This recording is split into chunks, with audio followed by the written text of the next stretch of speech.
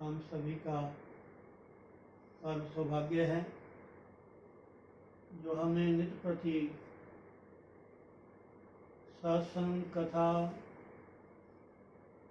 आशीर्वचन, हरि नाम संकीर्तन के माध्यम से हम अपने गुरुदेव के साथ जुड़ते हैं। घर बैठे हमें अपने गुरु स्थान की स्मृति तत्काल हमारे मनस पटल में आ जाती है और अंकित हो जाती है। जैसे मैंने पहले कहा था कि वाराणसी प्रयागादो यद गत्वा फलम लभेत। वाराणसी, प्रयाग आदि अर्थात आदि आदि इस पृथ्वी के ऊपर जितने भी तीर्थ हैं जिसका हम ना नाम सुन सकते हैं ना हम वहाँ जा सकते हैं। धन की आवश्यकता है, समय लगाना पड़ता है और ज़्यादा से ज़्यादा हमें परिश्रम करना पड़ता है, तब जाकर के हम तीर्थों का वो लाभ ले सकते हैं। वो भी जितने तीर्थ हमारे शास्त्रों में बताए गए हैं उतना हम लाभ नहीं ले सकते। हाँ, कभी कभार हम हरिद्वार चले गए, वृंदावन चले गए, या कहीं कुंभ है, महाकुंभ है, प्रयागराज, नासिक, हरिद्वार, मायापुरी और उज्जैन, ये मेन में, या जैसे चारों धाम हैं, रामेश्वर, कन्याकुमारी, द्वारका जी, ऐसे 4 धाम हैं। वहाँ नहीं जा सकते, बहुत मुश्किल है। लेकिन कितना अच्छा साधन है घर बैठे। वाराणसी प्रयागादो यद गत्वा फल लभेत। इन तीर्थों में जाने से जिस फल की प्राप्ति होती है तत्फलम कोटि गुणितम, उससे करोड़ों गुना फल। तत् उसी वक्त, तत्फलम कोटि गुणितम गुरु स्थान से दर्शनात्। केवल गुरु स्थान के दर्शन मात्र से। वैष्णव में गुरु स्थान में नहीं आना चाहिए। जिनको सौभाग्य मिला है खन्ना शहर में रहने का, जिनके लिए गुरु स्थान खन्ना में है, जहाँ स्वयं गुरु महाराज विराजमान रहते थे, शयन करते थे, कथा करते थे, भ्रमण करते थे, ऐसी पवित्र जगह में जो जाना है तो क्या कहना, बहुत अनंत गुना फल है। तीर्थ नहाए एक फल, संत मिले फल 4, सदगुरु मिले अनेक फल, कहत कबीर। संत मिल को जाइए तज माया अभिमान, संत मिल को जाइए तज ममता अभिमान, ज्यों ज्यों पग आगे धरे कोटि यज्ञ समान। कितना लाभ है। और ये आप घर बैठे ऐसे दिव्य लाभ को प्राप्त कर रहे हैं, पुण्य को प्राप्त कर रहे हैं। घर बैठे आपके मनस पटल में गुरु महाराज के दर्शन हो रहे हैं, गुरु स्थान के दर्शन हो रहे हैं। कितनी अच्छी बात है। और वहीं से आपको जितना समय ठाकुर जी हमें देते हैं उसके माध्यम से हम कुछ न कुछ कथा, प्रसंग, आशीर्वचन, दर्शन करते हैं घर बैठे। बहुत अच्छी बात है। ये बहुत अच्छा प्रयास है आप सभी का। तो मैं आशा रखता हूँ कि आप ऐसे ही हर रोज सायंकाल 7 बजे आप तैयार रहा करो। सत्संग भी माता बहनों भाई बंधुओं एक क्लास है। सत्संग में हमें अपने जीवन में, अपने परिवार में, अपने व्यवहार में ये सब कुछ करते हुए, इतने व्यस्त होते हुए हमें भगवान को कैसे याद रखना है, उस परमात्मा की स्मृति कैसे हमारे मन में हमेशा बनी रहे, हमेशा बनी रहे। जैसे एक नई विवाहित जो कन्या होती है, दुल्हन होती है, जब वो ससुराल में जाती है, ससुराल में जाकर के सारे काम करती है, पति की सेवा करती है, ससुराल में जो बड़े हैं उनका ध्यान रखती है, वहाँ का सारा कार्य कुशलता पूर्व करती है, लेकिन ध्यान उनका मायके में होता है। मायके को नहीं भूलती वो। जो नई ब्याही कन्या होती है ना, पहले पहले ध्यान उनका पीछे होता है। ऐसे ही हमें घर में, परिवार में, दुकान में, जहाँ भी आप काम करते हैं, जहाँ जहाँ भी आपकी ड्यूटियाँ लगी हुई हैं, आप अपने फर्ज निभा रहे हैं, वहाँ वहाँ रहते हुए आप अपने गुरुदेव भगवान को, अपने इष्ट को, उस परमात्मा के नाम को हमेशा के लिए याद रखें। अब देखो ये सत्संग कितनी अच्छी बात है। 7 बजे नहीं, कैमरा ऑन हुआ नहीं, आपको दर्शन हुए नहीं, और एकदम श्री गुरु महाराज जी का जो पवित्र स्थान है, पवित्र मूर्तियाँ हैं, उनके दर्शन करने का हमें सौभाग्य प्राप्त होता है। गुरु स्थान की स्मृति तत्काल हमें हमारे समक्ष आ जाती है, तो ये बहुत अच्छी बात है। तो मैं कल कह रहा था, कल गंगा दशहरा था, बहुत अच्छा पर्व था। उसकी कथा आपने संक्षेप में सुनी कि गंगा माँ कैसे धरती पे आई, भूमि पे आई। अगर आप श्रीमद् भागवत में पढ़ोगे तो जिन्होंने गंगा माँ को लाने के लिए कितने हजार तप किया, अंशुमान, असमंजस, फिर भगीरथ, कितना तपस्या की उन्होंने जाकर, तब जाके गंगा माँ की प्राप्ति हुई। किस लिए? अपने पूर्वजों का कल्याण करने के लिए, उनके उद्धार के लिए। तभी कहते हैं कि हमारे कुल में, परिवार में कोई ना कोई ऐसा धार्मिक व्यक्ति होना चाहिए। समझे नहीं? रामायण कहती है कि उसी माँ का जीवन सार्थक है जिस माँ के गर्भ से या को राष्ट्रभक्त हो, देशभक्त, या भागवत भक्त। राष्ट्र भक्ति भी ईश्वर भक्ति है, ये सत्य बात है। और महाराज हमारा जो भारत भूमि है, इसको तो अनादिकाल से भारत माता कहते हैं। भारत माता, हमारा भारत देश तो शुरू से ही धार्मिक प्रधान रहा है, आध्यात्मिक प्रधान रहा है। हमारे भारत में महाराज, इस भारतवर्ष में ही परमात्मा का अवतरण होता है।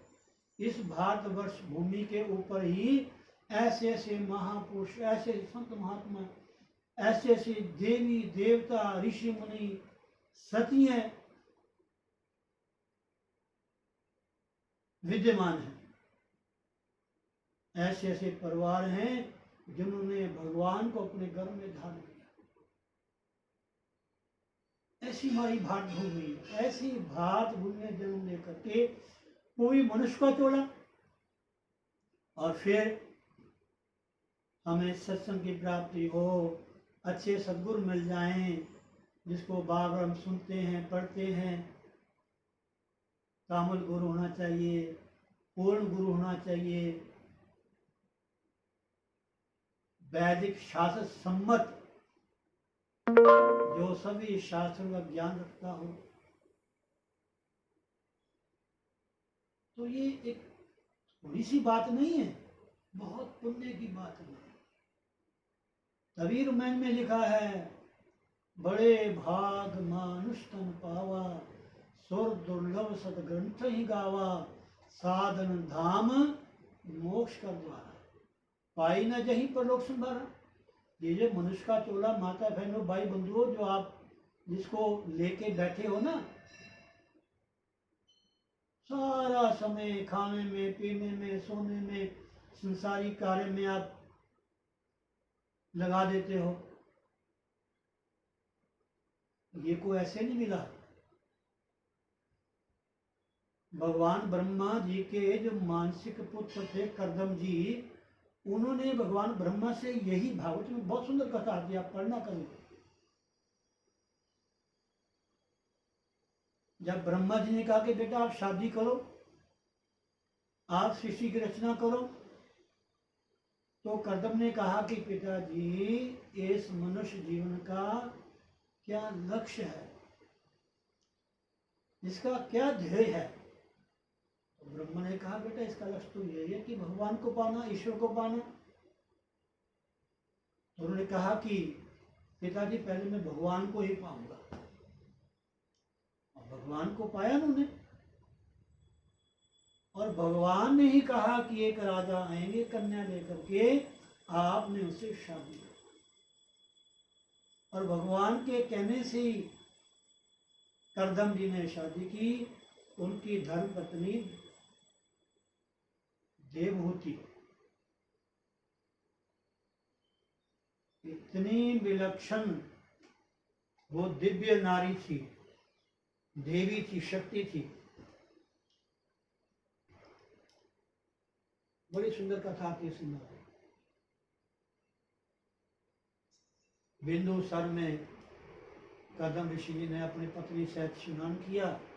वो तपस्या से, भक्ति से थोड़ा तृष्ण हो गए थे, वृद्ध हो गए थे। बिंदुसर में स्नान करते ही वो युवा हो गई, कुमार अवस्था हो गई थी। बड़ा सुंदर भागवत में लिखा हुआ है, आप पढ़ना। उनके 9 कन्याएं हुई। 9 कन्या हुई तो उन्होंने कहा, कर्दम जी ने अपनी पत्नी से कि देवी, अब मैंने कहा था कि जो पहले संतान होगी उसके बाद मैं संन्यास लूँगा।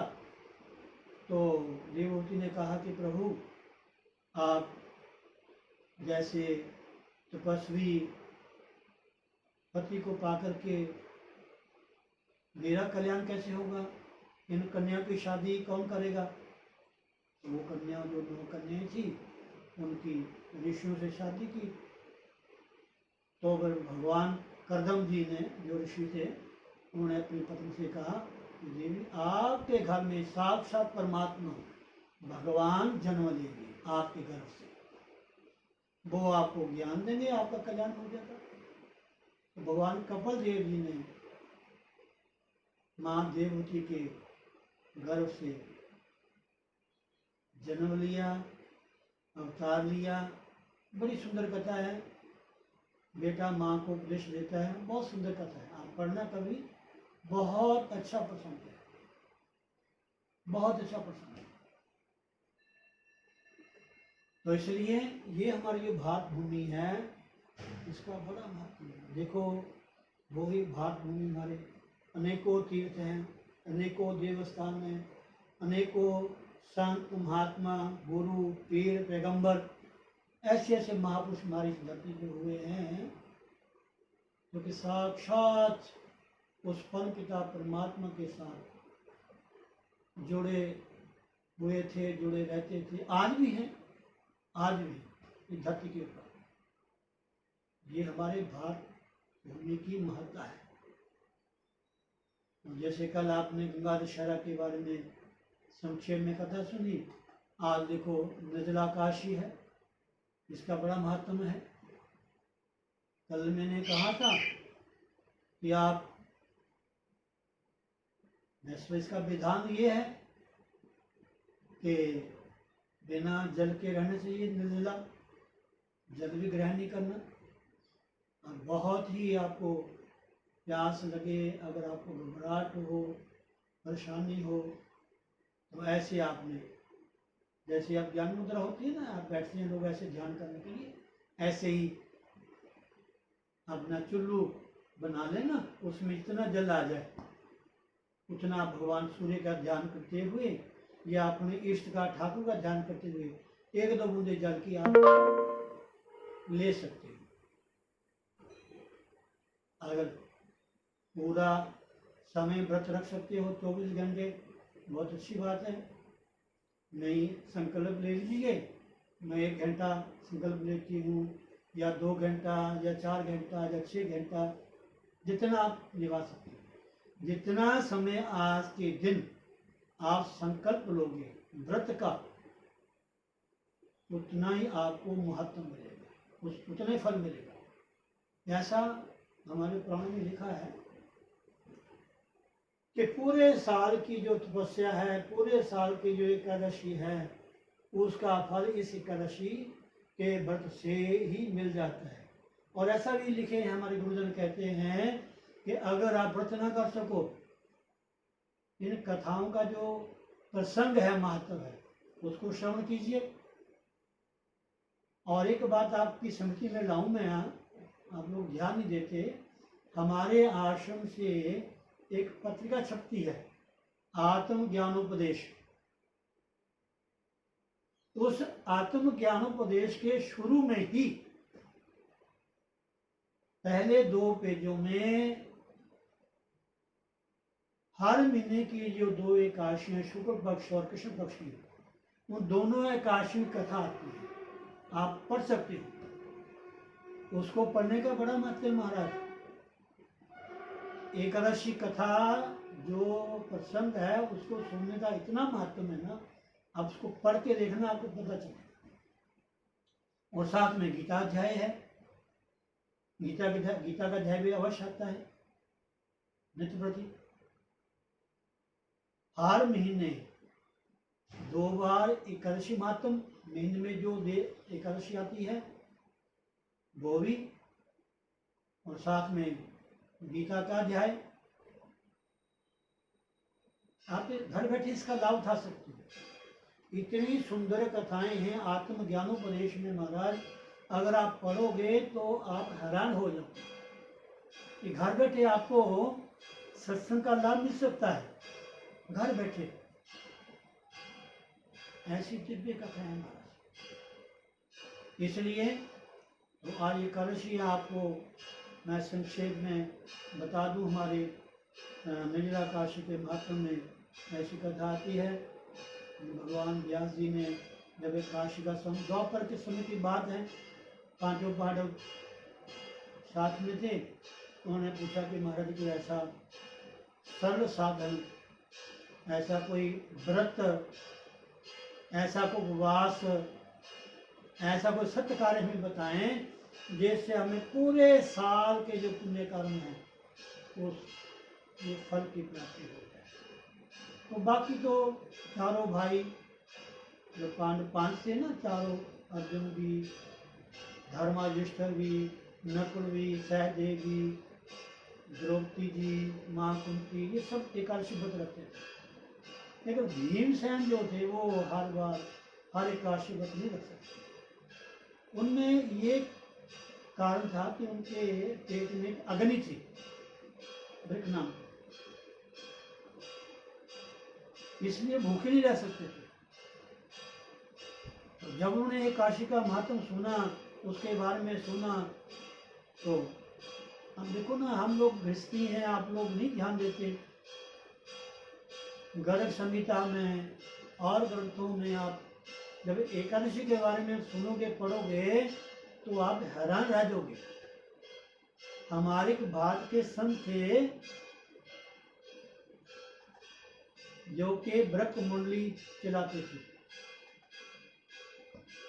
वो कहते थे कि एकादशी को अन्न नहीं खाना चाहिए, घर में अन्न नहीं बनना चाहिए।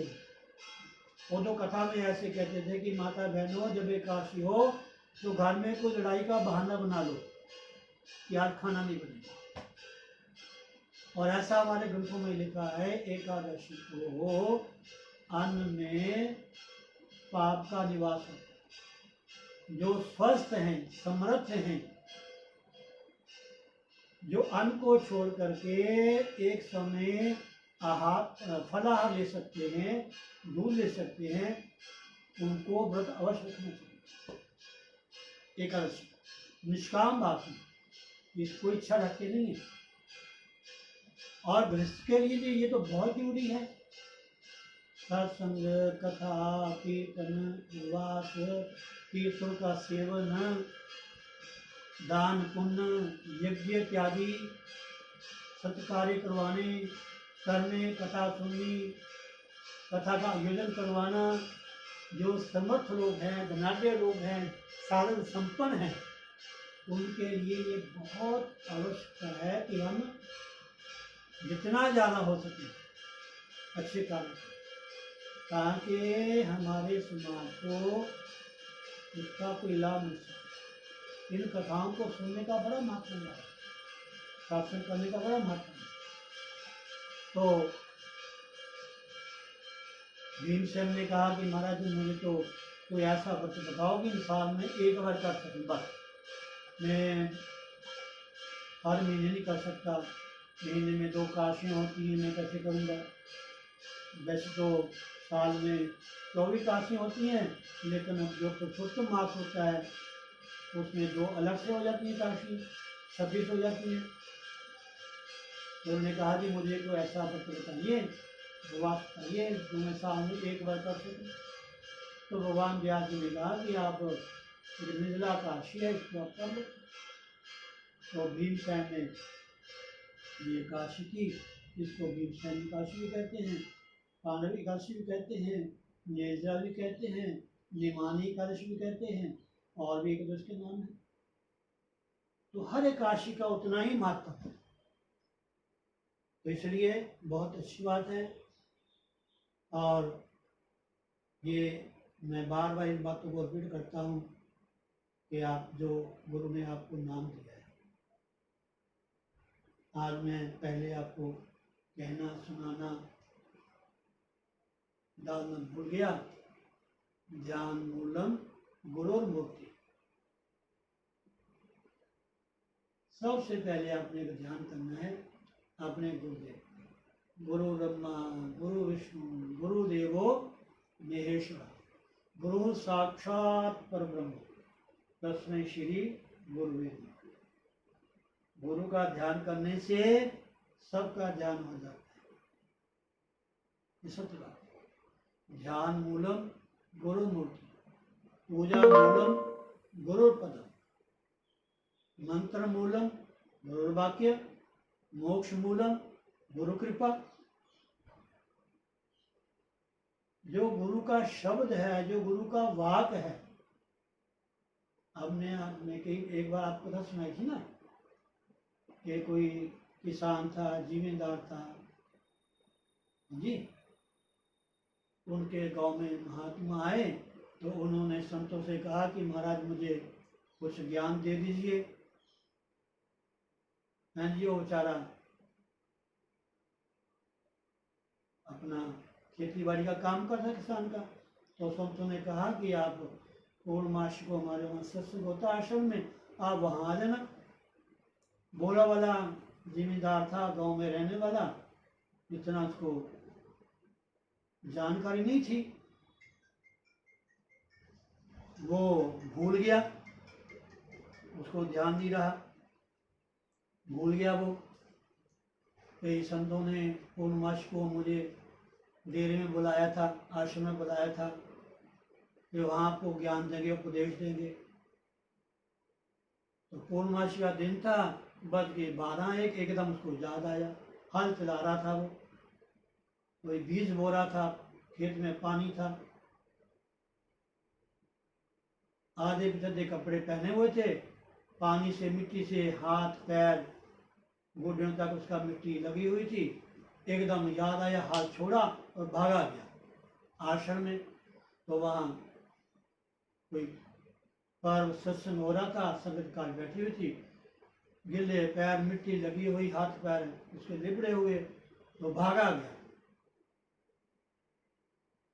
तो संतों ने कहा, परे हट परे हट परे हट, ये आप रुक जा, आपके हाथ पांव गीले हैं, चिपड़ लगा हुआ है, यहाँ तो बढ़िया व्यवस्था बनी हुई है, परे हट परे हट, परे हो जा। लोगों ने कह दिया होगा, उसने परे हट ही जपना शुरू कर दिया।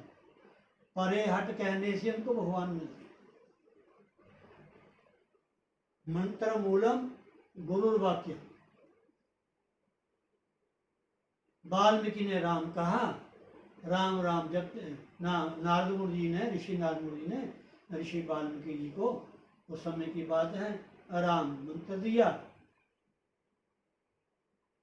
और राम राम जल्दी जपने से राम राम राम राम राम राम राम राम, ओ ये तो मरा मरा जपे जा रहा है।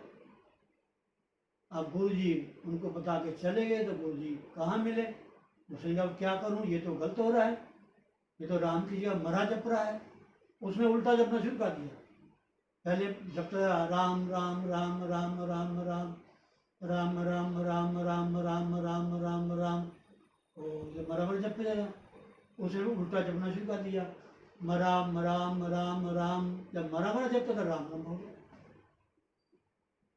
उल्टा नाम जपत जग जाना, वाल्मीक भय ब्रह्म समाना।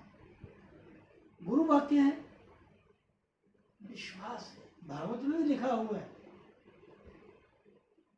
रामायण के पहले ही बालकांड के मंगलाचरण में लिखा हुआ है, भवानी शंकरो वंदे श्रद्धा विश्वास रूपिणो, याभ्या बिना न पश्यन्ति सिद्धा संतश ईश्वर। हमारे हृदय में जो स्थित परमात्मा है, अंतस्थ ईश्वरम, हमारे अंतःकरण में जो विद्य परमात्मा है, वो भी भले हमारे साथ है, बिना श्रद्धा के, बिना विश्वास के वो भी नहीं मिल सकता। विश्वास और श्रद्धा,